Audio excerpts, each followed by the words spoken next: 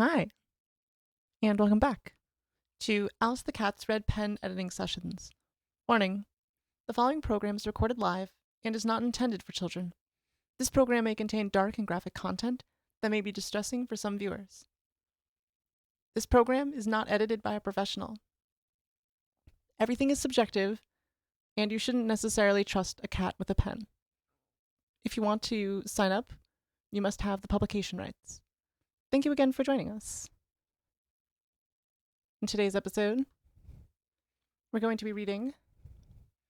I actually don't know the title, but it was submitted as a Halloween story, 1,500 words. So here we go. Let's just jump right in.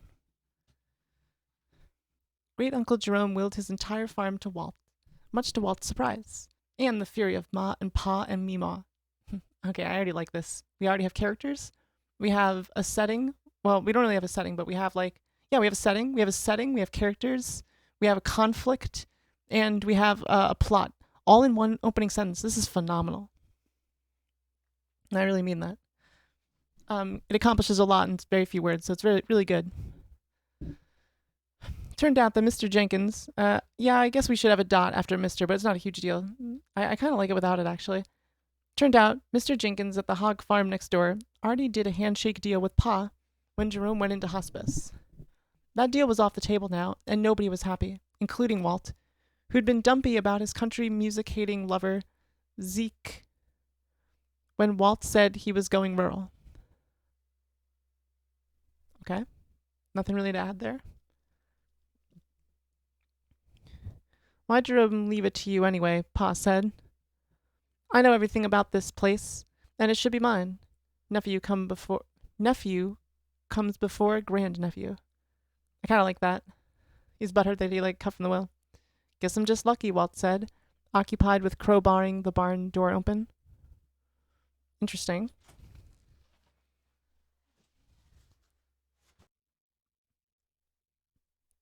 Occupied with crowbarring. Sorry, where was I? Got a little interrupted there. Walt said, occupied with crowbarring the barn door open. You could still sign it over to your betters. Ooh, now you have a huge conflict. That friend of yours, aiming to move in, you know, with that lifestyle, you're both going straight to hell. Pa coughed as the ancient wood splintered and gave way. Walt stepped into the lurking darkness, shot with beams of dusty sunlight. I like that a lot. Lurking darkness. Yeah, this is good. The grammar's flawless, too, by the way. Zeke's not moving in, Pa, Walt said. He's gone. You don't have to worry. Gleaming vintage tractors filled the barn. An envelope sat on the floor with inky black words scrawled on it. Oh, jeez. Cubita cryptorobusta. It's like a mushroom or something? Walt prized it open. A single pumpkin seed dropped out. He picked it up. It was hot to the touch and smelled like cinnamon, nutmeg, ginger, and cloves. It's interesting. White yarrow is actually my favorite, wildflower. I'm a big wildflower enthusiast, and all these things kind of are, when I talk about the smell of white yarrow, what it smells like. So it's just kind of interesting to see it read in a context, because usually I'm saying the same things. I'm saying vanilla, cinnamon, nutmeg, ginger, and cloves, along with sometimes some fruitier mint, but I digress. Yeah, this is really good so far, this story. We obviously have two characters who are antithetically, not necessarily juxtaposed, but there's definitely a conflict of young versus old, family versus tradition, and obviously the conflict of money versus people who are butthurt that they're not getting money. So I think this is actually, I think the premise is great. I think the characters are still developing, and I'll refrain from saying more, but they do have unique voices. The Pa especially, it's, we'll say cliche and trite, but that isn't necessarily to say it's bad in this regard. It's to say that it's a well-executed archetype, so I'll continue. What you fussing for? Trash heap's out back. Toss it. Toss all this stuff, Pa snapped. Those old tractors, I already arranged to get rid of them. They're worthless without modern electronics. Mr. Jenkins from next door's taking 'em off your hands. Won't even charge to haul 'em away. You sure, Pa? Walt said. They look real nice. Pa sucked in his breath through his teeth. I like that. You need us, Walt.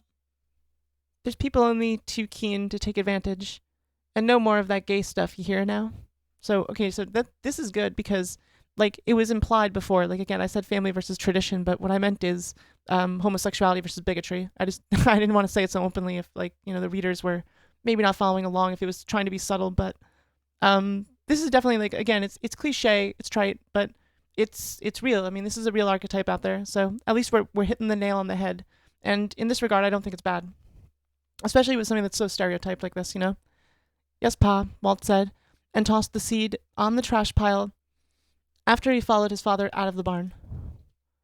Oh, what happened? That was weird. Sorry about that.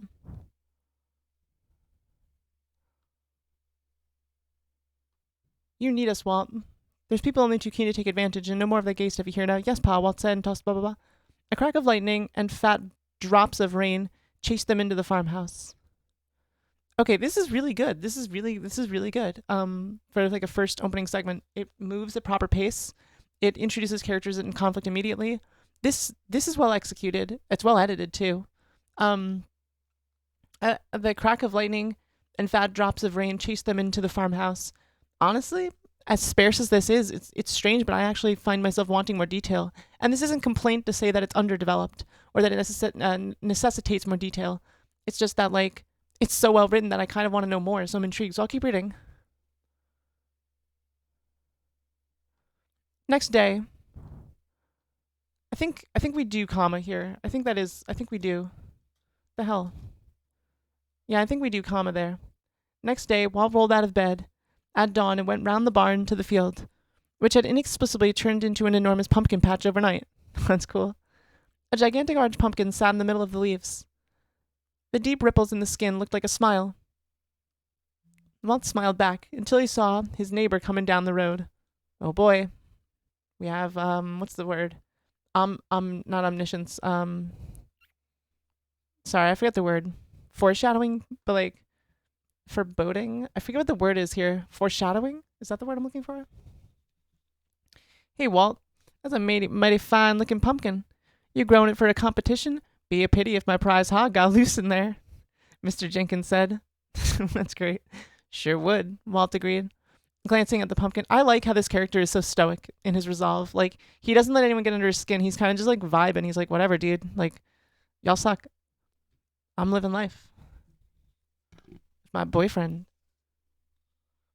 Sure would, Walt agreed, glancing at the pumpkin, which looked to be quivering.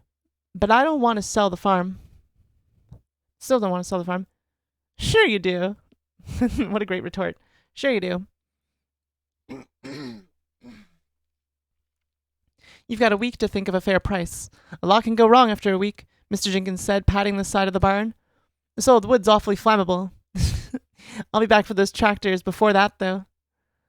Walt went back to... This is really well written. Because there's like a veiled threat there, There's subtext to this, and that's not something that I usually find. You sure do. You've got a week to think of a fair price. A lot can go wrong after a week, Mr. Jenkins said, patting the side of the barn. Oh yeah, we were already about that. Walt went back into the farmhouse and started cleaning out the cupboards. He pulled out a shoebox filled with photographs. Young men, laughing together, arms round each other. It's your Uncle Jerome and those friends of his, Ma said, looking over Walt's shoulder. I'll toss 'em. She grabbed the box. Walt grabbed it right back. They're mine now, remember? He got thrown out at 15 for wearing his ma's pearls and heels, she said. And he goes and leaves his farm to you? Ain't proper, and you know it. Trans rights. Sure, Ma, Walt said, but he kept the photographs. Wow, again, well-paced, well-conflicted, subtext, character, resolution, conflict, tension. This is good. This has all the elements of good writing. And I really don't have anything to, like, add or subtract from this. It's just, like, it's good. It's good writing. A familiar red sports car pulled up the next day, and Walt's heart skipped a beat. A lean, tanned, well-groomed figure stepped out. Decided not to give up without a fight, Zeke said. Sometimes I think you just need someone to show you real love, Walt. He motioned to the pumpkin plant, sprawled out across the entire field, and then some. What's this then? Again, this is really good because grammar, flawless. Dialogue, concise and on point. And another thing is like, we already know who this character is before because we already have had all the other characters introduced, and now is the time to introduce Zeke. So just like a familiar, right? Like we know about it because we've already been told that he exists within the world, but we're looking for him. We haven't seen him yet. So a familiar red sports car is like, we already kind of like are anticipating whose car it's going to be. So a familiar red sports car pulled up the next day, and Walt's heart skipped a beat. So that confirms it. Like it's his boyfriend, ooh. A lean tan, ooh. Well-groomed, ooh. Figure stepped out. So yeah, well executed. This is a good way to introduce a character. I just wanted to point that out. He motioned to the pumpkin plant. Blah, blah, blah. What's all this then? I planted it 2 days ago. Pretty sure it's eating things. Cody, the coon hounds, disappeared. Pa went out to pee on it last night. Ma went to check on him. Ain't seen either of them since. Oh my goodness. Huh. Zeke scratched his cheek. Weird. I've been experimenting. Sent Mima out this morning after she started talking smack about folks in the wrong bathroom again. She never came back, and their pumpkin was a foot bigger an hour later. It's really funny. It eats transphobes. Zeke nodded. Zeke could also be trans, by the way. That's like a very traditional trans mask name. Zeke nodded. I'm glad I'm here to help you, Walt. Because it sounds like you need professional help. But aren't you afraid it's going to eat you too? No, it likes me, Walt said, gesturing to the pumpkin, smiling. Sure it is, Walt. Sure it is. Look, I need to freshen up. There's water and soap inside, Walt said as Zeke strode for the house. Soap smells like Uncle Jerome, he said to himself, forlornly. I miss Uncle Jerome. Zeke's phone lay on the passenger seat of the red Corvette. The phone beeped, and Walt glanced at it. It was Richard, the handsome friend Zeke always told him not to worry about. Walt read the message and deciphered the emojis. I like that. Well, that's inappropriate, he muttered. As Zeke strode back out, hair slicked in that big city way of his, Zeke grabbed the phone and shoved it into his pocket. I'll help you run the farm, Walt. You need someone to manage the money. You were always bad with money. Oof. So maybe he's not such a great guy. Maybe it's like his ex-boyfriend now. That was true in the sense that Zeke had successfully convinced Walt to pay the insurance and most of the payments on the Corvette he drove up in. So Walt nodded sagely. Sagely is a good word for this because I had used the word stoic, but like this character archetypally is concise but sagely and unperturbed by the universe around him. Like he's chilling, and it doesn't matter what the characters are doing. So there's pretty strong characterization. Like we've actually come to expect this from our main POV, and it's a well executed POV. And now we have like an interpersonal conflict where like he doesn't really even have conflict with like the parents. He just like, well, first of all, they're eaten, but before they were eaten, it was just like the worst he was getting was like homo or transphobia, and like that's if your resolve is to ignore that as like a story position, then it becomes kind of an inert conflict and background static. So now we have something that we can't ignore. Like this is like you can't ignore the conflict with like this guy who's maybe kind of a douchebag. Zeke did a real good job of staying cool at that, which is all Walt needed to know. Sure, darling, you can rely on me. The monstrous pumpkin quivered. Looks like it wants you to give it a pat, Walt said. It's kind of mesmerizing when you get close. Go on, humor me. Anything, Walt. Walt flinched at the disgusting crunching. The pumpkin burped. A set of car keys covered in orange slime arced through the air and dropped at Walt's feet. Guess it's just you and me now, Lady Pumpkin. Ooh. Is that what you're trying to teach me? Self-reliance? The pumpkin rocked gently side to side. Either that or you want to eat me too, Walt said, a little sadly. The pumpkin stilled. Well, I'm glad. This place is too big to run by myself, though. Might have to sell the hog farm next door after all. The pumpkin rolled a teeny bit, then settled back in place. So that's a maybe? I'll think on it. Yeah, I don't know. It's telling me this is wrong, but this is fine. So that's a maybe. I'll think on it too. Talk tomorrow, Walt asked. It's getting dark. There's probably some coyotes left, if you're still hungry. Or Mr. Jenkins, if he's of a mind to be stupid. The pumpkin wiggled, and Walt gave it a lazy salute as he went inside the farmhouse. This is ridiculous. Walt spoke sometime after midnight to. Oh, Walt woke sometime after midnight to a wild squealing, like a prize hog being sucked into an eldritch hellmaw, and a loud shrieking, like a bald, fat man in a trucker cap meeting the same fate. He pulled the blanket up over his head and went back to sleep. The realtor Walt called the next morning wasn't impressed by the pumpkin, now the size of a small car, or by Walt's attempt at acting all straight-like. But he said the chicken farm on the other side was keen to outbid Mr. Jenkins in cash if Walt took the offer today. So all the paperwork's done, and the money's in escrow, Walt said half an hour later. That's right, there's just my fee now, the realtor said, looking at Walt like he was a bug that needed squishing. I doubled it. Hope you understand. Sure I do. How about you go look at my amazing pumpkin while I write a check? This devouring was even better than Zeke's, and Walt had to admire the way Lady Pumpkin squeezed the head and sucked down all the pink goo. It's ridiculous, this story. Guess that's sorted, Walt said. Property settlements tomorrow, October 31st. Hard frost due tonight. Want me to harvest you? The pumpkin stilled. Electric blanket? The pumpkin rocked gently. Cozy it is. Sleep tight, Lady Pumpkin. It's been a privilege and a pleasure. You taught me to love myself, and I can't thank you enough. The pumpkin shimmied. I like that. The next day, Walt left in the red Corvette, radio playing a banjo murder ballad, loud and proud. He'd sold the tractors for nearly as much as the farm itself, which was nice, and he'd stowed Jerome's personal possessions in the truck to remember him by. That's the uncle. Photographs, pearls, and a real fine pair of vintage snakeskin labotin. I don't know what that is. Some sort of boots, maybe, or something. Maybe like a belt. I have no idea what that is.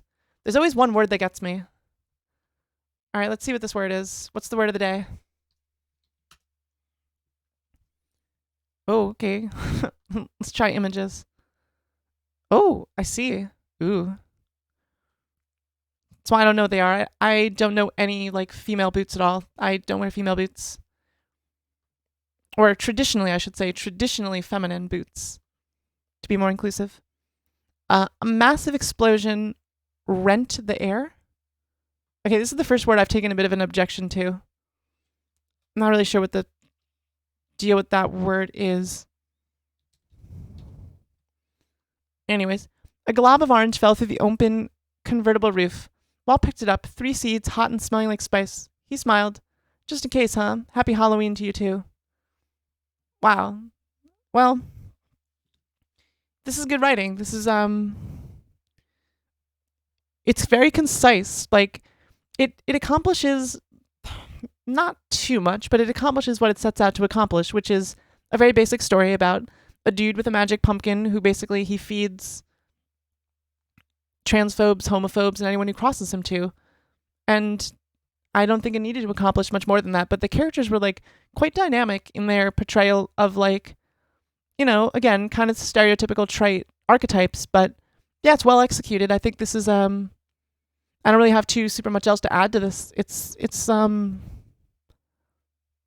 wouldn't say it's like, you know, deep and moving or anything like that, but it's not bad. It's not bad. So yeah, I couldn't really give this like a grade out of 10 or anything like that, but I really appreciated the time getting to read something that like didn't really need editing. Yeah, I really don't think that more editing would help this. So yeah, thanks for joining, guys. I get to play guitar now. So if you would like to sign up, you can hit me up on Reddit or in the comment section. I'll do no more than 2,000 words for free.